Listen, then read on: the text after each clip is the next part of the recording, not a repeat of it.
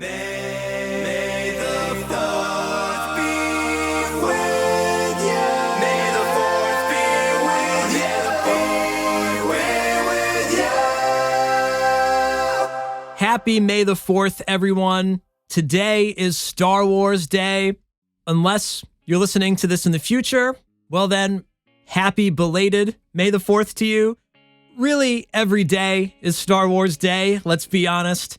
If you didn't already know, I love Star Wars, and I'm sure you do too.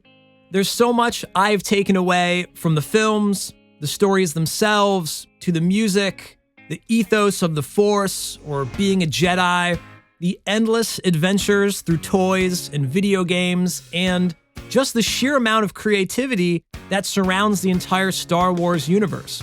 I mean, what is not to love? So today, I'm gonna get my fanboy on. We're gonna geek out and celebrate our love for Star Wars.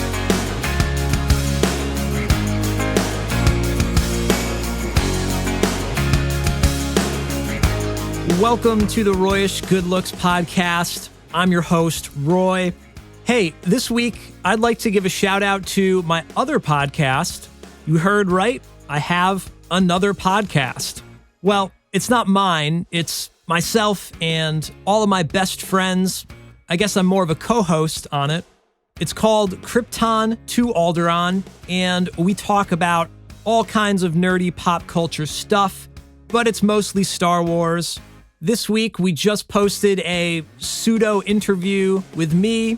If you're looking for some more Royish Good Looks goodness, some more behind the scenes, and some more side stories or ramblings of a madman, it's an hour and a half or so conversation with my best friend from college. So it was a fun one. I'll leave a link in the description in the show notes, or you can search for Krypton to Alderaan wherever you get podcasts. We've actually been talking a lot of Star Wars on that podcast lately, about the upcoming shows. We even sort of did a 20 questions episode celebrating for May the 4th. So check that out if that sounds interesting. I would like to give a little bit of a disclaimer that Krypton to Alderaan is more of an adult-themed show. There's some colorful language and more loose conversation. So it's a little bit different than the Royish Good Looks podcast, a little bit more PG-13, but it's still a lot of fun. So for those of you that tune in, I hope you enjoy. All right, let's get on with the show. My introduction to Star Wars was mainly the special editions, the 1997 VHS tape re-release. I know the special editions have gotten some hate over the years. George Lucas revised a lot of things from the original release, all the stuff that he added in or removed or CGI'd. But I didn't know about any of that stuff at the time. I might have seen the original cuts broadcast on TV, but I wouldn't have known that things were changed, like the Han shot first type of stuff, or all of the CGI things that weren't there in the originals. I was introduced to all those things at the same time, so the special edition was my Star Wars. My absolute favorite part of these VHS tapes was the behind-the-scenes footage. Before the movie even began, you had to sit through all of this footage about how they made the movies. And of course, this is tape, so you couldn't just skip it with a button. You could either watch it or you could fast forward through it, and I never fast forwarded through it. I fell in love with not only the movies, but sort of the creative and innovative side of Star Wars. It's not just a movie, it's a masterclass in making dreams come true. All of this stuff in Star Wars is literally out of this world. And seeing the montages of how they were able to bring all of that insanity to life was really inspiring to me, especially at such a young age. I don't think I realized it at the time, but that absolutely left a lasting impression on me, that you should dream big because anything is possible. Or, as Obi-Wan would put it, take your first steps into a larger world. It's crazy to think a movie from the 70s could connect with a 90s kid. I never thought about it being like an older movie, like a 70s movie. I suppose the story is just straightforward. You can put yourself in Luke's shoes, wanting to leave home or make something more of yourself. And not only the story, but it looked really good. All the miniatures and ships and sets, the scale of the films is just incredible. I think it truly takes you to a galaxy far, far away. At its best, the Star Wars universe feels real. And I think that's why it's so universally loved.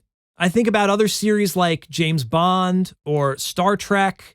They've been around for a while, but they don't seem to have the same kind of multi-generational love or enthusiasm that Star Wars does.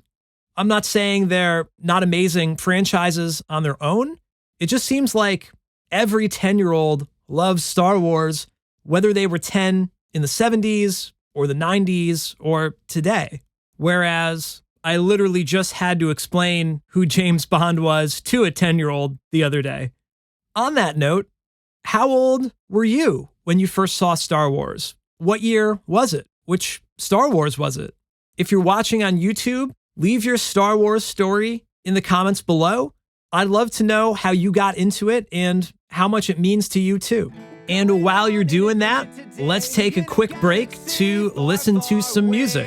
Here's a sneak peek at this month's Patreon bonus track, Galaxy Far, Far Away. A long time ago, when these stories were first told, we did not get a new one every year. I know they say that good things will come to those who wait, and that is true, but now we're here. Give me another one, better than the last one. Give me another one, and another reason to say we're going on an adventure today in a galaxy far, far away. Another story to tell, another movie to get to sell. So let's make the jump to light speed and go down in history, 'cause we're going on an adventure today in a galaxy far, far away. So who is next? If you want to hear the whole song, head to patreon.com/RoyishGoodLooks. Sign up for the bonus tracks tier, and I will send you this song and new bonus songs every month you're signed up. You'll, of course, get my brand new official songs as well. These are just bonus tracks. And there's a bunch of other cool Patreon perks you can get as well. Whichever tier you sign up for, you'll be helping support the show and my music. So thank you to all my patrons, and let's get back to the show. So, of course, I had Star Wars everything as a kid. T-shirts, board games, Legos, video games, action figures, the sheets on my bed, even Pez. Remember Pez? I have all of my Pez dispensers on display in my studio. It's silly, but they're kind of fun. And I actually just built the Imperial Pilot helmet Lego the other day. I loved Lego as a kid, and I've been kind of getting back into it recently. I had a few of the Expanded Universe, or the EU books, but I was not a huge reader. I have a few of those here in my studio too, my little studio library. I've got 2 books from the Jedi Academy trilogy, Jedi Search and Dark Apprentice. I definitely remember reading some of these, but of course, they're not canon anymore. I have no idea if they've cherry-picked from some of those stories or not. The video games were really the biggest extension of the franchise to me. Watching the film is one thing, but playing the character, being in the battles and in the stories, the games really help to immerse you in the Star Wars universe. There's really too many to mention. The 90s and early 2000s, I feel like they pumped out a ton of Star Wars video games, especially in comparison to now. To list a few, we played a lot of Rebel Assault, Dark Forces, Rebellion, the real-time strategy game, Rogue Squadron, of course, on the Nintendo 64. We had Star Wars Force Commander, which was another real-time strategy. I was never really good at those kind of games, but I would watch my brother Rob play them endlessly. It's no wonder that Let's Play videos on YouTube are a big thing now and a whole genre. I feel like that was my entire childhood, watching my older brother play video games and waiting for my turn, of course. I did really enjoy Galactic Battlegrounds, which came out a little bit later. I think that one was a little bit more refined than Force Commander. That was around the time the prequels came out. The Gungan Frontier was another obscure title we had. It was kind of like The Sims for like the Gungan ecosystem. You had to balance all of the plants and animals. Sounds silly, but I remember really enjoying that one. And we also had the Phantom Menace PC game, which was really fun, but way different from the film. At the end, Darth Maul fought you with Force Lightning, and Obi-Wan could switch to a blaster. And if you did that, you could stand far enough away that he couldn't Force Lightning you, and you could just blaster him to death. It was so uncivilized. Much like the special editions, I was too young to be critical of the prequel movies. The idea of more Star Wars was A-okay with me. Like I said, we had everything Star Wars. I loved living in that universe. I didn't consider Jar Jar or politics to be an issue. I was 10. There were spaceships and lightsabers, and that was enough to make me happy. Yeah, it's a little quirky kind of looking back, and it's harder to watch maybe as an adult, but it was fun at the time. And it's always going to have a special spot in my heart because of that. I would say with episode 2 and 3, I became a little bit more aware that other people didn't like the new Star Wars movies. I even had a teacher in high school say, I heard they killed Jar Jar in episode 3. He obviously wasn't on board with the prequels, but I remember thinking, dude, it's Star Wars. How could you complain about it?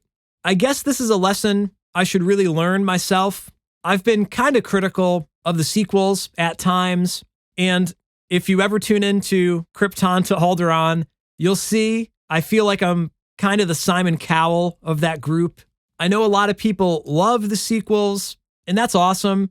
They're not my personal favorites, but I know there's good stuff sprinkled throughout them. I'd like to spend a weekend binging all of them again and just enjoying them and not being overly critical about how you want it to be or what you think it should be, and just appreciate it for the fun adventure that it is. Of all the sequels, I do like The Force Awakens a lot. I touched on it a little bit in the Hello from the Dark Side episode. Everyone was stoked on Star Wars in late 2015.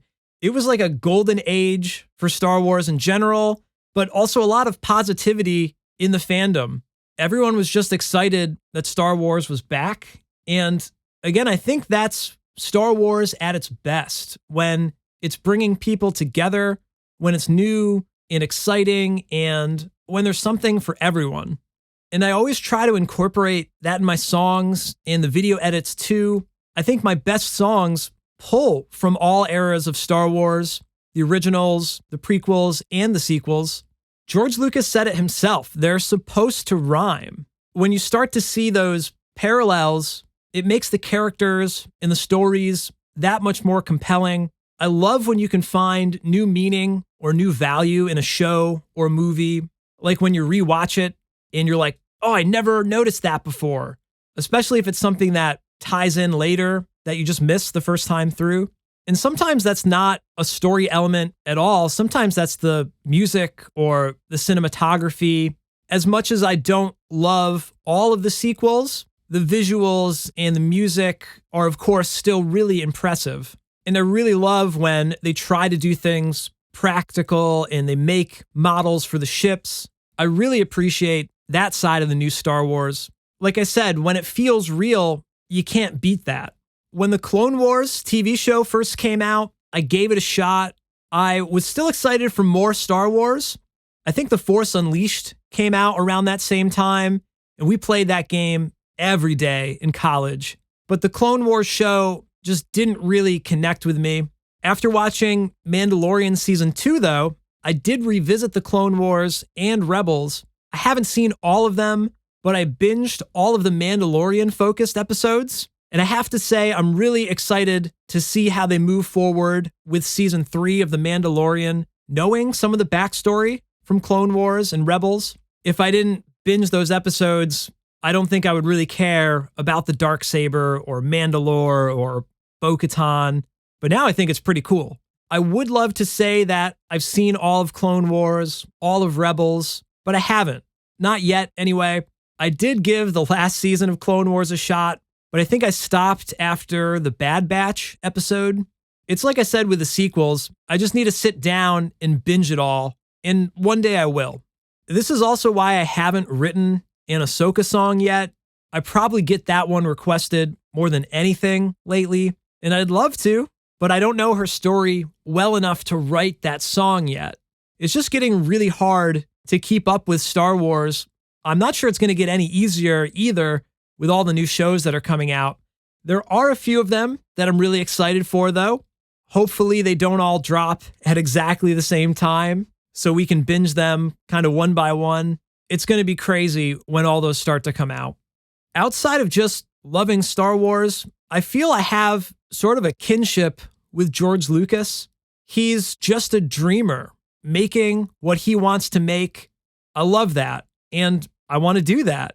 I want to will impossible things into existence, whether it's just a song or a podcast. I have a sound in my head, I have an idea, and I don't always know how to do it, but you give it a try, you know? I feel like I learned a lot of that mindset from those special edition tapes. And I also really relate to the whole infinite revision and DVD re-release or the Blu-ray re-release or whatever's next. There's that cliche, your artwork is never perfect, it's only abandoned. Unless you re-release it, of course. Every song I've ever put out, I've worked insanely long hours on, and I've done the best I possibly can at that moment in time. But there's always something I could go back and tweak, turn this up, turn that down, add this part, CGI, Jabba the Hutt in, whatever it is, it could be endless. You want it to be as good as it can be. There's a great quote from Ken Scott, one of the engineers for the Beatles. He says, "My perfection on that day isn't my perfection on another day. And I realize that there's no such thing. No matter how good you get it one day, a couple of days later, you're going to start to find faults with it, or a month later, or a year later." And I think that's totally true. That's the George Lucas syndrome right there. I know some of that was the technology improving, that 20 years later you could CGI things and do stuff that would have been impossible with the original releases. But not just the technology, you know, your skills get better, you're more experienced. It could be the directing or the writing or the editing. Of course, you could do it all better. And I feel that way with everything I've ever put out, including this silly podcast. I'm sure when I go back to edit this, I'm going to say, why didn't you say that? Or you sound stupid when you say this. But anyway, the point is, it's kind of crazy how much a movie franchise has influenced my life. I get to combine my love for movies and music for a living. I'm a pretty lucky guy, and I owe it all to Star Wars. Now it's time to take some questions from our patrons on Patreon.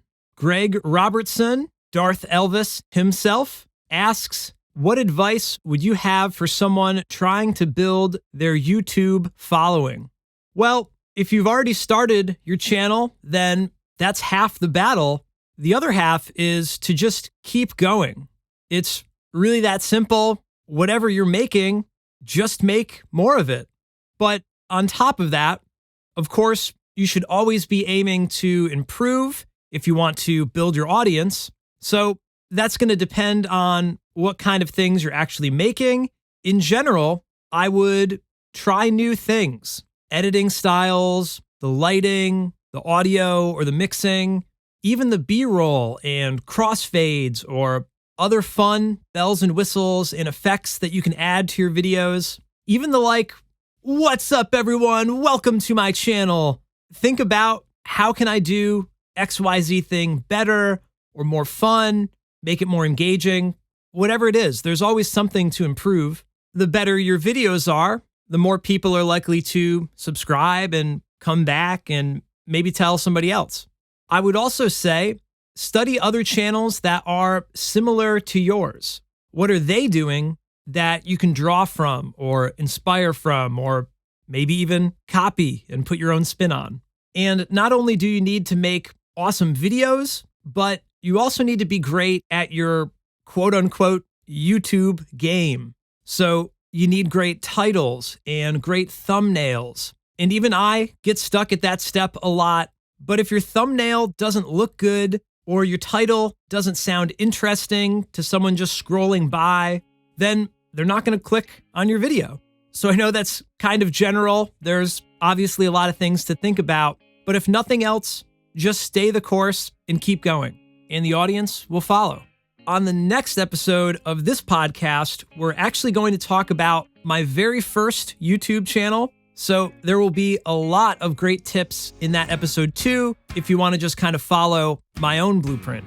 So thanks for the question, Greg, and thank you again to all of my patrons on Patreon.